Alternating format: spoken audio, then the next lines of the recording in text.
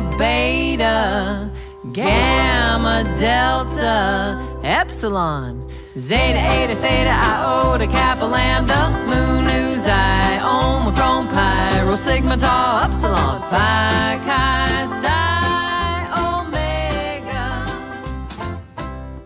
Good morning. Welcome to the second week of Greek for Goobers. And the name of the class is already coming true with these people who have been certified Goobers level 7 up to this point.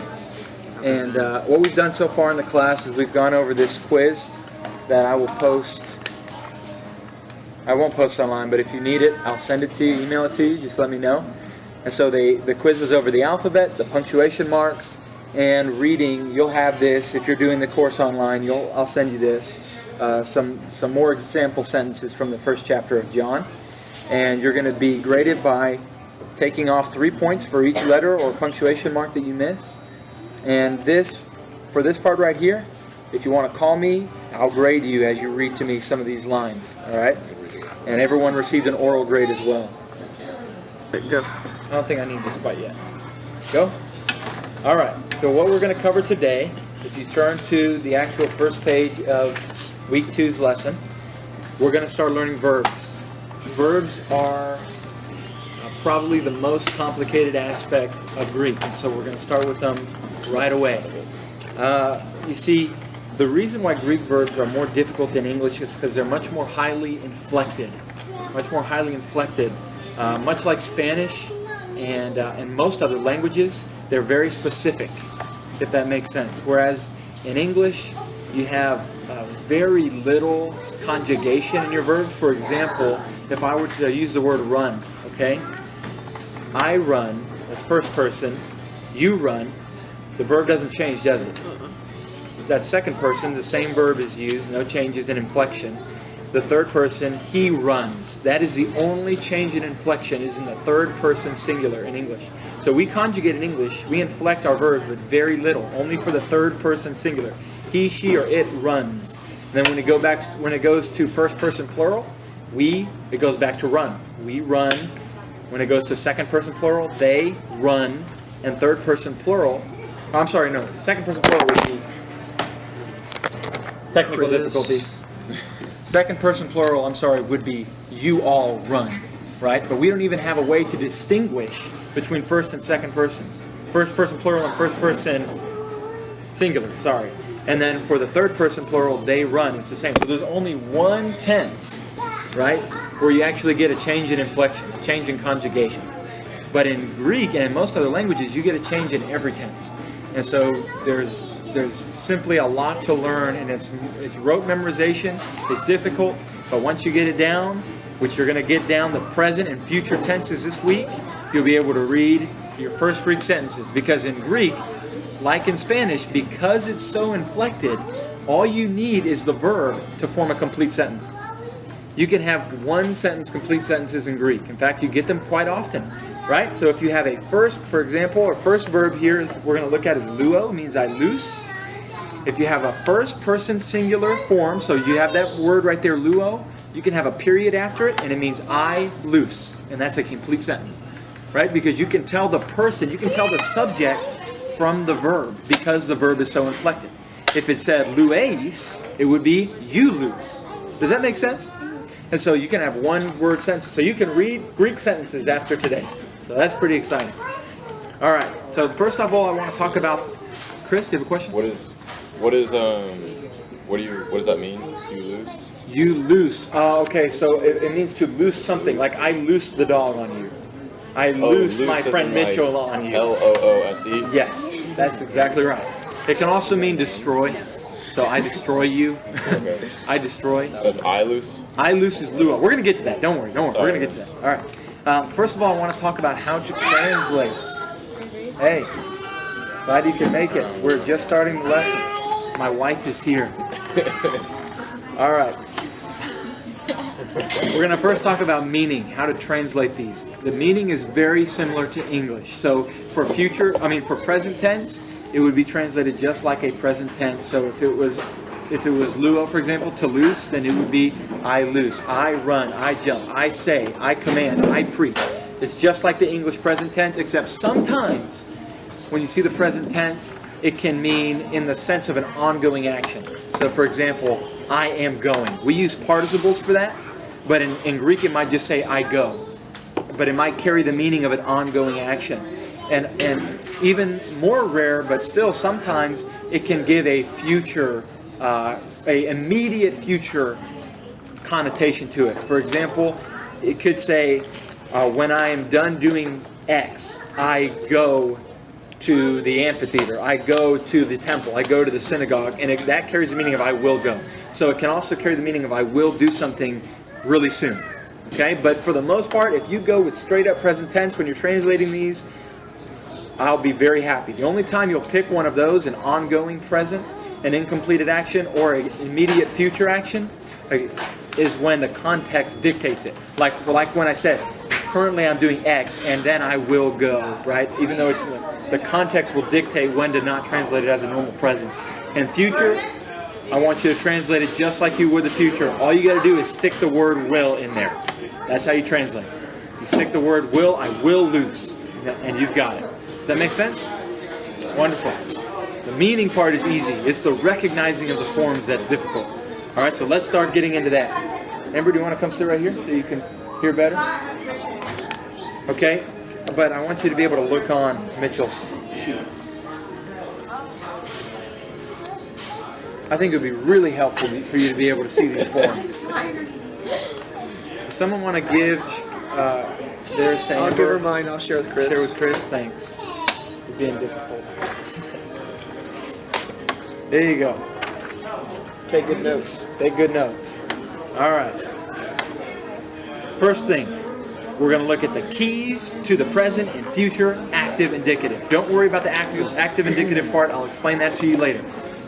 The first key is it begins with the verb stem. The verb stem is the sort of the root of the verb. It can be short. It can be just two letters. Like for example, in luo, the verb stem is lambda upsilon, L-U. That's the verb stem, right? That does not change when you inflect it. When you conjugate it, lambda upsilon, L-U in English, lu does not change. Okay, so it starts with the verb stem. And whenever you take a verb and you take it to past tense or to future tense or to perfect tense, any of those things, the verb stem stays the same.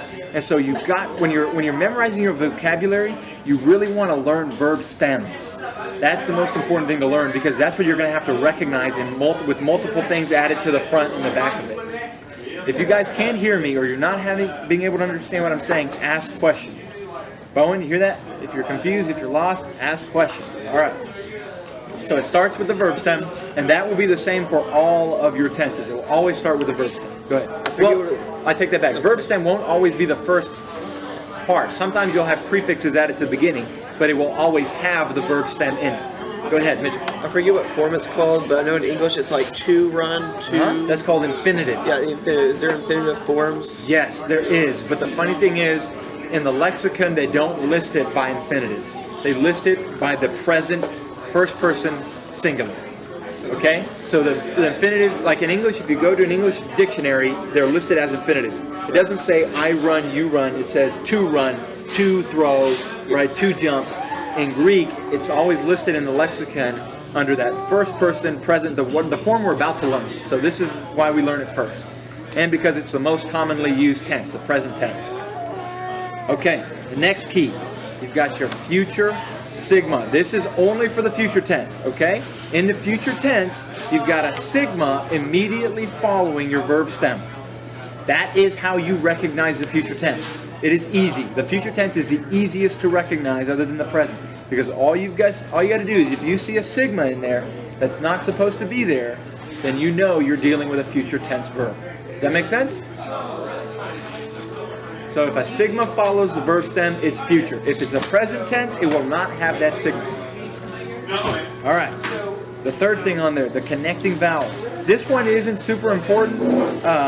If you look at your paradigm that I give you right beneath the keys, you see the paradigms? Yes or no? Is everyone following me? Look at the fourth one down on the left-hand column.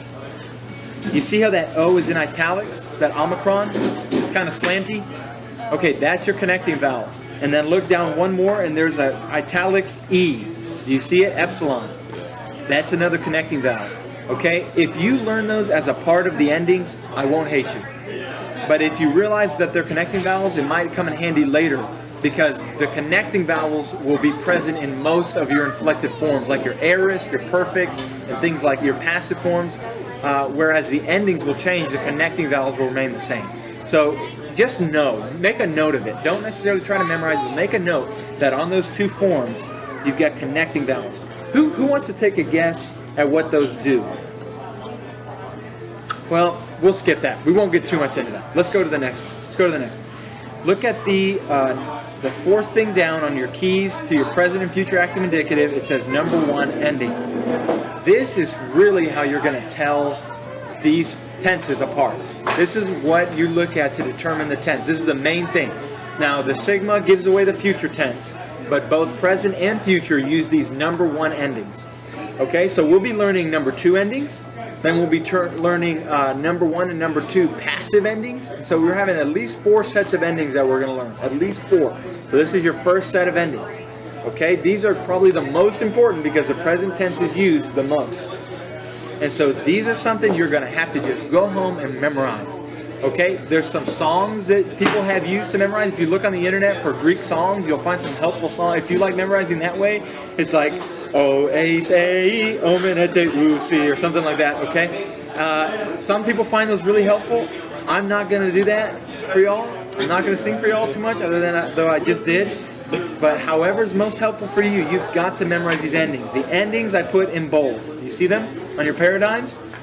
All right. So here's what they are.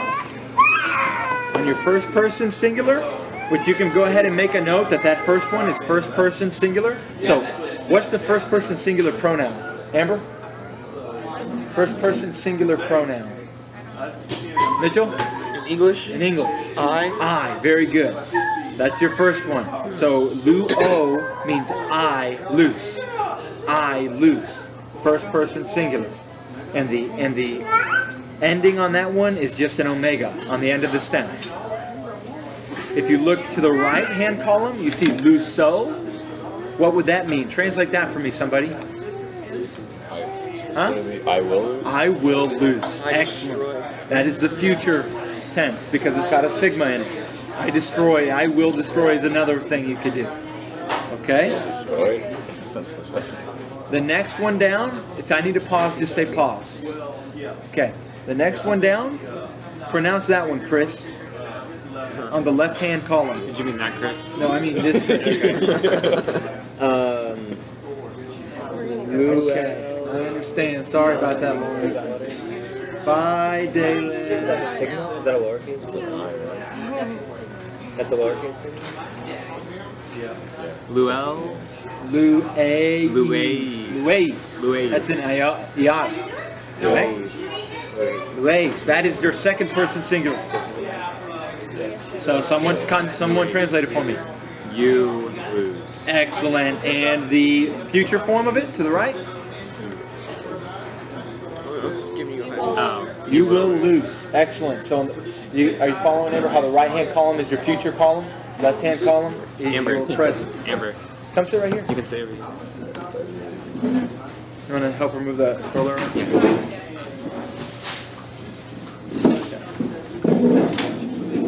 You will lose.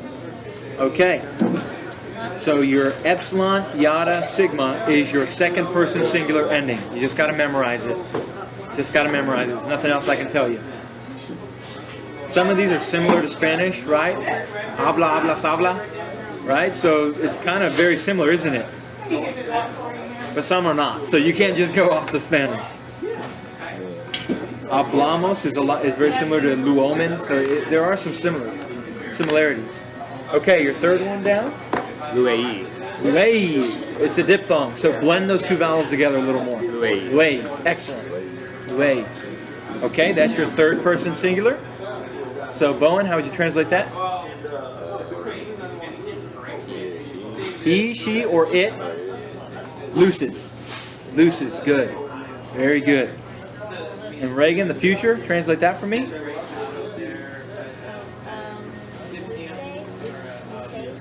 Good.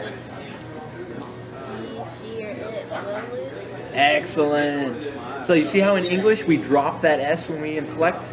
You don't really think about it much. You just do it naturally. But in the future tense, we drop the S. In the Greek, it stays. The endings stay the same in the present and the future. Okay. Fourth one down. Shelby. Lumen. Good. Lumen. Remember, UO is not a diphthong. OU is. So lumen. Lumen. That translated for me, Shelby. Is plural? Is it? I have no idea. Is it Hey, we? baby, you may want to be taking notes for Mitchell. Uh-huh. Is it we? We. Excellent. That's first person plural. First person plural. Here, you can have your feedback. Okay, you can share with me. Wow, it's a piece of paper. You took my penny. And did we already translate lumen? Did we already translate it? We lose. In the future, we will lose. Good. Let's go to the next one. This one right here. What, Chris Robinson? Fourth, we're talking about now the second person plural form.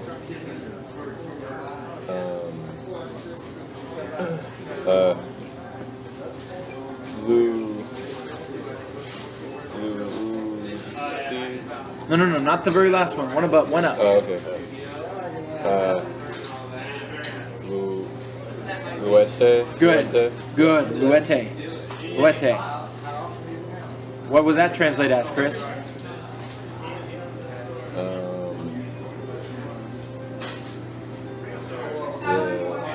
Y'all lose. Yeah. Y'all lose. You all lose. And then the future, lucete.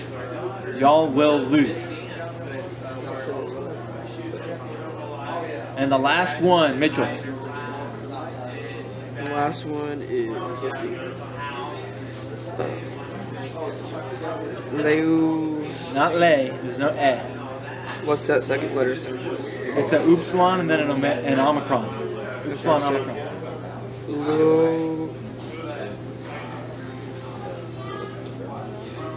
Luusi. Lucy? Right? Because that upsilon stands alone, and then the omicron upsilon is a diphthong. So Luusi. The reason why there's that nu in parentheses is because sometimes there's a nu on the end. Sometimes it's Luusi. And it doesn't necessarily vary from verb to verb. It just varies from time to time. It's strange. So be able to recognize that. Sometimes it has a nu, sometimes it doesn't. And the future third person plural is fun to say, lususi. Do you understand why the S goes where it does? Oh, you know what I should have done? Oh no, I did it right. Do you know why the S goes where it does? Someone tell me. Because there's already another sigma? No, good guess. It's really simple. It's the same as the other ones. It's just different because it splits up some vowels. Because that's where the verb stem ends, right? At the end of the upsilon, the lambda upsilon, then the verb stem ends.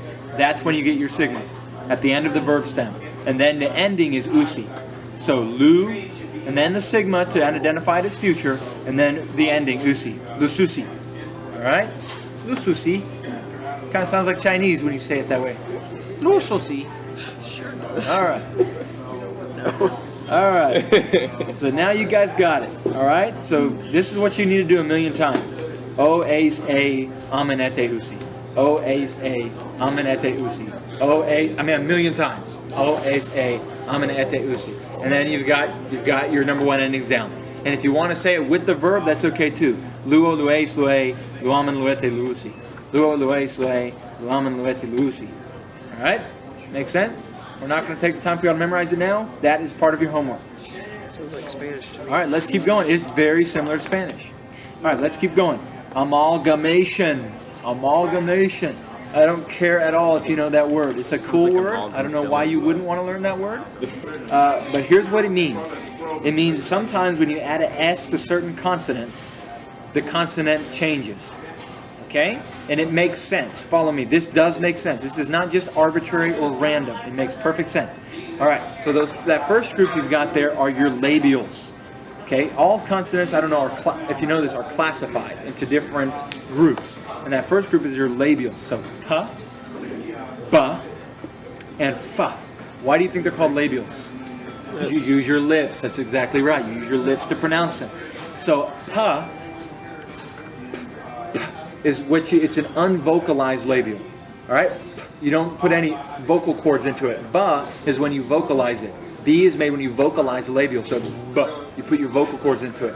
And your fa is your labial. I think it's called an aspirate because you breathe through it. Fa. It doesn't quite, your lips don't quite touch. All right? So when you add an S to any of your labials, it turns into C, which makes sense, right? Because that's a labial combined with an S. Okay, so whether it's pi sigma, it becomes ps. When it's beta sigma, it becomes ps. And when it's phi sigma, sorry, I do it too. It's so easy to say phi, right, and pi. When it's phi sigma, ps. All labials turn into ps, your C. Okay? Does that make sense? Okay, the same thing is true for that next group. That next group is called your, someone help me, it's not your dentals, it's your palatals, because you make it by touching your tongue, the middle of your tongue, to the top of your palate. Okay? Try making a K sound. Cut. Your tongue's touching your palate, isn't it? Cut. You raise your tongue up in the middle. Okay? On all palatals, so kappa, g. What do you think gamma is?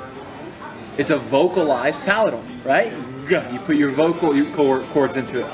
And then your really that's not a C. It's really pronounced the same as a kappa. So either way, you're going to go, you add a sigma, you're going to go to a C, okay? Which makes sense because you do a palatal and then you do an S and it kind of becomes an X. Kappa, sigma, X. So it just turns into that C. Make sense? Following? The last group is your dentals. You do it by touching your tongue to your teeth. That's why it's called dentals. All right? So tau, da is a vocalized dental. And then your th is sort of your aspirate dental. I don't know if that's the real word for it. That's what I call it. All right. So theta, it's like a dental that doesn't have a hard stop to it. You add an S to any of those, and you just drop it out. Here's why we're learning this. I don't like learning stupid rules that don't mean anything. We're learning this because of the future tense. You add sigmas to a lot of stems, right?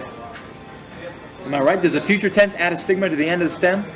And so if the stem ends in any of these things, you're going to see letters that you shouldn't be there. So you're going to wonder, why is there a C there? Why is there a C there? What happened to that tau at the end of that stem? This is what happened. When you go to the future tense and you add that sigma, you're going to have some changes going on to your consonants. Okay? So once again, you just have to memorize that little chart right there. But it makes sense. It's not random. All right. The next thing you see there, president, we're almost done with things you're going to learn this week. We're about to get to vocab already, okay? We're not learning a ton here. This first page is all we're going to learn. All right, this first page is all we're going to learn for the week.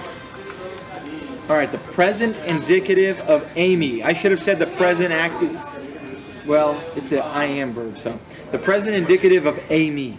Amy means I am. I am. So you can see why it's so important that we need to learn it the first week. It is, I don't know this, I didn't look it up, but I would guess it is the most common verb in the New Testament. It is extremely common. But it is a me verb. It is not a normal verb that ends in an omega in the first person. And so it is sort of irregular to you right now. You're not going to learn me verbs in this class because there's very few of them. Okay? But we have to learn this me verb. So the first one is Amy. Someone translate that. I already gave it to you. I am. What do you think A is? A. You are. You are? Eston? She is. He, she, it is. So you see in English, we inflect, we conjugate this word a lot, don't we? It's different in each of those first three. I am, you are, he, she, it is. So in Greek it's like that too. It has a different form. You will see, especially A and Esti or Estin sometimes with that new on it, all the time. All the time. Almost, every couple verses. The next one, Esmond. What is that? We are. Good. Este? Y'all. Y'all are. You plural are. You guys are. You guyses. AC. AC. They are. Huh? They are. They are. They are. Good. You can see there are some similarities to your other paradigm that you've learned, to your number one endings. Like, for example, look at the plurals, especially the plural. Well, you know, AE is the same as your second person singular ending, so that's the same. Then men is on the end of your first person plural, which is the same as your number one endings. Te is on the end of the second person plural, and C, right, is on the end of the third person plural. So there are some similarities. It's not totally foreign. But very important that you memorize that this week. Because when I leave next week, or when we stop meeting for 3 weeks, after next week's class, you're going to have a lot of those verbs in your sentences that I'll be giving you. Okay, and here's the last thing we're going to learn. We're going to learn how to parse. If you've been in Spanish class before, this will come easy to you. If you've never taken a foreign language, you probably don't know how to parse. In English, we never parse, okay?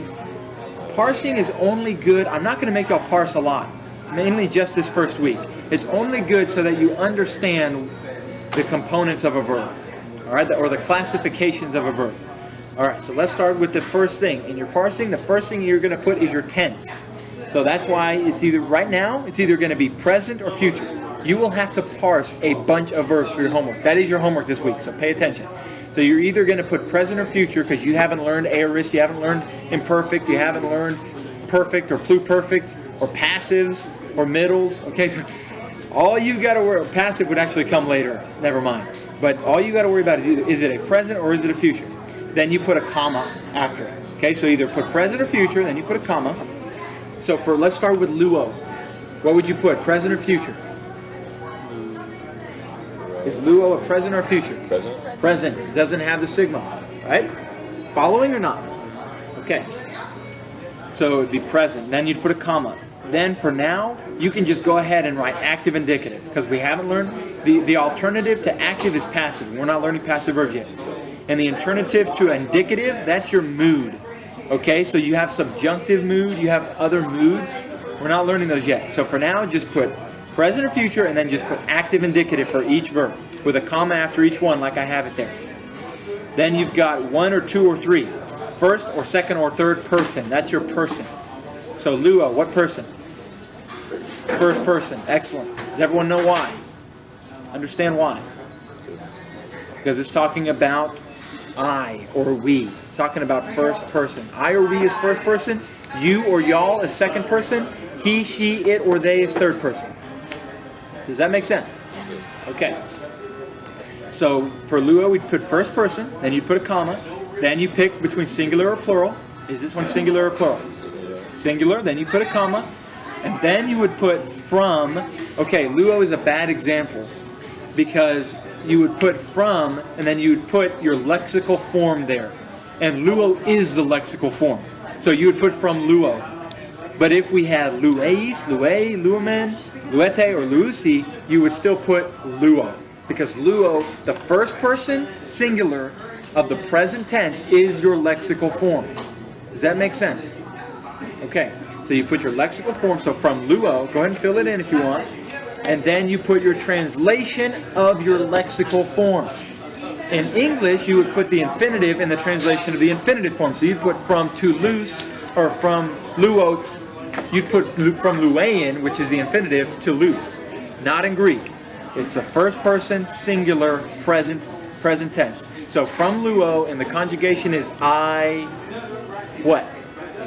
I what? I lose. I loose. And that is how you parse. So the full thing would be present active indicative, first person singular, from luo, I lose. That is a that in my parse. 2 years of Spanish. Not You never parsed a verb? I did it in I Latin did it either. It took 3 years. a long time ago. What is the matter with your teachers? That's Isn't it called crazy. Alright. Conjugating is what you do when you run through all of the endings. Yeah. We did conjugation, but we inflection. didn't do parsing. That is sad. That is truly sad. Because now you don't understand how verbs work, right? You don't understand what mood, you didn't even know these things. We did Okay. in French a little. This is imperative. Every language you learn, you pretty much should learn to parse verbs. Okay, let's go to your vocabulary. Flip the page. How are we doing time-wise? We 1 hour in? Yeah. Okay, good. We're doing great time-wise. All right, here's how we're going to do this. This is the whole semester, right? Like, No, this is not. That's only 1, 2, 3, 4, 5, 6, 7, 8, 9, 10, 11, 12, 13, 14, 15, 16, 17, 18 words. That is, you'll have weeks with more than that. Okay, you'll have weeks with more than that. 18 words to learn in 1 week is not a lot. All right, I'll go. I'm going to go ahead and pronounce these and so that you make sure you hear the right pronunciation of them. I'll go. I lead. You're going to have to write this down. Babe, you want to fill out mine for me as we go? You can hold on to that one. I'll go. I lead. I just need to be able to see it. Lead. I lead. I lead the lambs. Good. Akuo. I hear.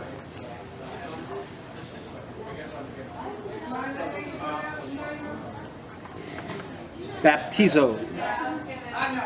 Guess. Excellent. I baptize. There are some cognates. The cognates are wonderful. I love it when I get one like that. All right. Blepo. I see. If you know medical terminology, Reagan, you'll catch many more cognates than most people as you learn more medical terminology. Trust me, because we get a lot of our medical words from the Greek. Did you say blepo? Blepo. Blepo. If there may be a misspelled word in here, I typed these by hand. I didn't copy and paste these lists. So, didasco. I teach. You ever heard of the word didactic? Didactic has to do with learning. What? I teach. Didasco. Didasco. Didasco. What was the one before? I think you skipped one. Oh, I'm sorry. I skipped grapho. Grapho. I write. So just write. I teach here. Right. I write there and then flip them. Yeah. Grapho is I write. Like a graph, kind of. Yeah. just like Yeah, just like doxazo. Someone guess that one for me. What is doxology?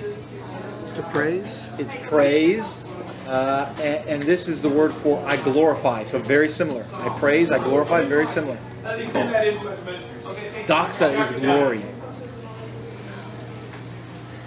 Hold on 1 second. Yep. Oh, it's around that I glorify. Okay. This one's weird. Hetoimazo. Hetoimazo. I prepare. I prepare. Write this down. There's no cognate. That one is tough. That one took me a long time to learn. Doesn't sound anything like it. Right? No hints in that one. Echo. This one you'll learn quickly because it comes up so often. This is another one of your most popular words. I have. Think about how often we talk about having, ownership. I have.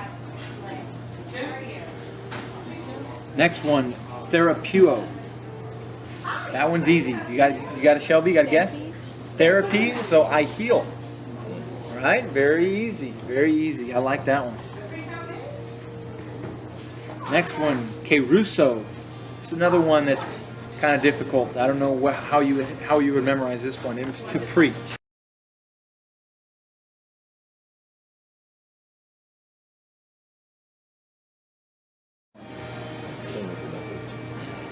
What was it? Pisteuo, faith. Or we get our word faith from it. It's I believe in. I believe in. Pistos is faith in Greek. Isn't epistemology the study of beliefs, I think? That could be totally off. No, it's not. It's like a medical thing, isn't it? No, you're thinking. Delete that from the recording. Nope. I'm just trying to think of cognates, alright? No. Alright. Sozo. I'm going to look it up, and if I'm right, I'm going to get at you. Sozo, guess that one. I save. It's an easy one. Sozo, I save. Amy. You know that one. What is it? I am. Good. I am. Amy. Like a girl. Amy is. I am. I don't know. Oop or oo or ook. It can have no ending, it can have a kappa, or it can have a key, depending on what follows it. If a vowel follows it, it will have either a kappa or a key ending to separate a consonant between the two vowels. If a consonant starts the next word, it will usually just be oo. So it goes from vowel to consonant, right? Language flows smoother, vowel, consonant, vowel, consonant. Good. It means not. It's not a verb. It just means, it's a negation. It's how you negate verbs in the present and future tenses. So I will not or I do not do something. All right? Great job, guys. Now guess what we're going to do? Do you want to take a break first? Because we can go ahead and get some of this homework done. We can practice translating sentences. You want to take a break first? Let's do a break. 5-minute break, and we'll come back and practice some sentences. Alpha, beta, gamma, delta, epsilon, zeta, eta, theta, iota, kappa, lambda, mu, nu, xi, omicron, pi, rho, sigma, tau, upsilon, pi, chi,